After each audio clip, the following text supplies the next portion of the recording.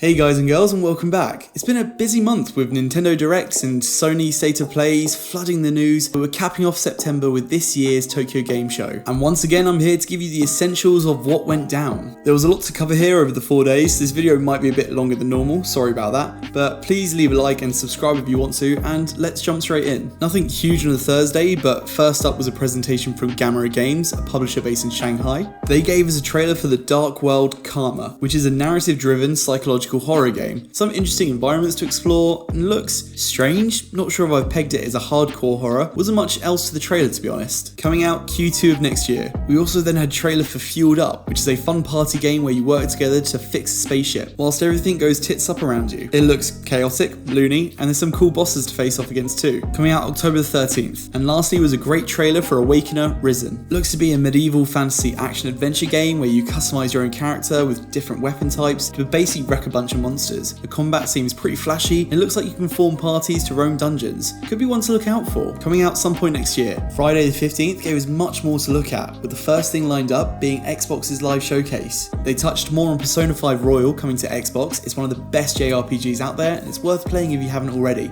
Coming out 21st of October this year. Guilty Gear Strive is also coming to Xbox, coming out in spring next year. And then we also had another look at Capcom's Exoprimal. Saw more on the story, different environments that we'd fight these hordes of dinosaurs in, plus I believe some new combat suits, coming out some point next year. We then got another big look into Eiyuden Chronicles 100 Heroes. It looks amazing still. Over 100 heroes to mess with apparently. The battles look dynamic and fun, one I definitely want to play, and it's worth checking out the Tokyo Game Show breakdown on this one, coming out some point next year. After that was a trailer for Palworld, which it looks to be a Pokemon mixed third-person shooter game. What the?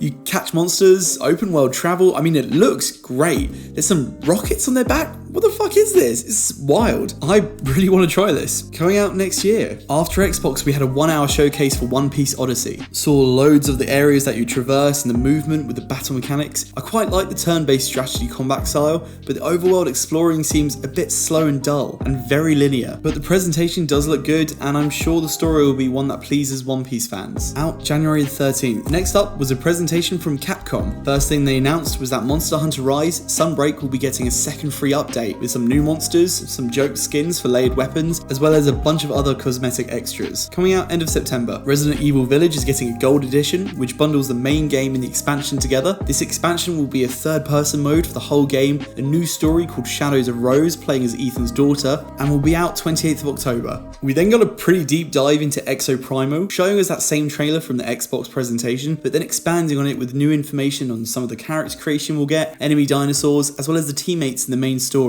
We're also getting customization for the armor suits too, with new colors, patterns, and expressions. This game is looking awesome, and I can't wait to play it next year. Street Fighter 6 then got a big chunk of news, giving us our first look at Ken, Blanca, Honda, and Dulcin. We also got a tease for the remaining roster to give us a total starting lineup of 18 characters. We then had a big look into the single player campaign, where you make your own fighter, travel across different areas, fighting people left, right, and center, and merging the movesets of Street Fighter veterans to become the ultimate fighter. The presentation just looks 10 out of 10 honestly. The voice acting was clean, loads of clothes items to choose from. The character creation itself looks super extensive. We saw a bit more gameplay on the fights that we can expect to see, as well as this extreme mode which introduces fun new elements like raging bulls or bombs to shake up the fights. There was a full 1 hour Street Fighter 6 presentation after Capcom's event, which dived deeper into those elements, and it's worth checking out. This honestly looks like game of the year for me so far. Coming out next year. After Capcom, we had a program from Koei Tecmo Games, really looking at 2 games only. The first being Atelier Ryza 3, with a brand new trailer looking at the story, exploration, and introduces some more new characters. The environments are looking stunning, and I'm loving the ability to ride on creatures to explore the world. The other members of the party all look diverse and fun, and they have great interactions with each other, and it's looking to be a real solid JRPG experience. Coming out February 23rd next year. We then got a developer dive into a new game called Wolong Fallen Fantasy. It's an action RPG set in ancient China, developed by Team Ninja. It looks stunning. Combat looks really fun, and some of the monsters look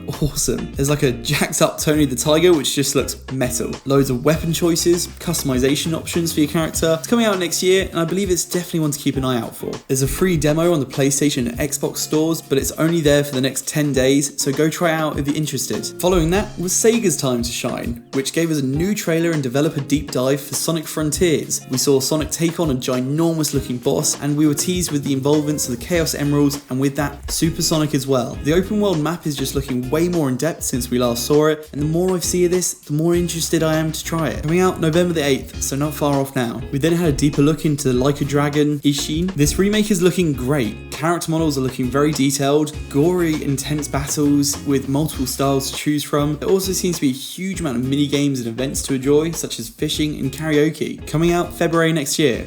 Konami gave us a great look into Super Bomberman R2, which I'm still surprised we're getting, to be honest. We've got another look into the new levels, which are looking way more varied. Most of the characters seem to be returning, and it also seems like Louis are back in the game too. Man, that really takes me back to the days of Bomberman racing. This game's really looking to be like a big upgrade from the first, coming out some point next year. Unfortunately, not much else from Konami though. There was this 1-hour presentation on a game called Samurai Maiden, which seems to be an action RPG teetering on 1v many gameplay style. You traverse as a party of 4 and it looks fine. Looks like you can only control one character though, which feels a bit basic. Coming out December the 8th. Rounding things up was a presentation from Hoyoverse, which included a look into the 3.1 update for Genshin Impact, which had the new characters to showcase to go along with it. The new country, Sumeru, is a great addition to this game, and Genshin is just getting better and better. We saw more of the explorable areas too, and the return of the Fatui to cause more trouble. There was also an announcement that Genshin Impact will be getting an anime adaptation done by Studio Ufotable, who are the studio behind Demon Slayer. Honestly, that's some great news, and what a winning combination that is. No release date or year, so it's probably very far off still.